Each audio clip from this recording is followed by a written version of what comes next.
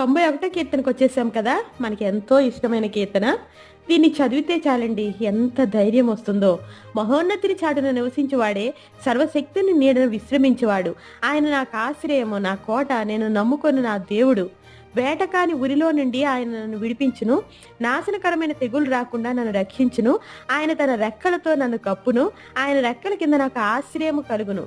రాత్రి వేళ కలుగు భయమునకైనను, పగటి వేళ ఎగురు బాణమునకైనను, చీకటిలో సంచరించు తెగులునకైనను, మధ్యాహ్నమందు పాడు చేయ రోగమునకైనను నేను భయపడకుందును. నా ప్రక్కన 1000 మంది పడినను, నా కుడి ప్రక్కన 10,000 మంది కూలిలను, అపాయము నా యొద్దకు రాదు. ఏ తెగులు నా గుడారము సమీపించదు.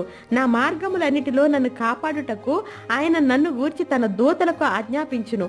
నా పాదములకు రాయి తగలకుండా వారు నన్ను తన చేతుల మీద ఎత్తి పట్టుకుందురు. దేవుడు ప్రేమించే వాళ్ళకి ఇన్ని ఆశీర్వాదాలు ఉన్నాయండి.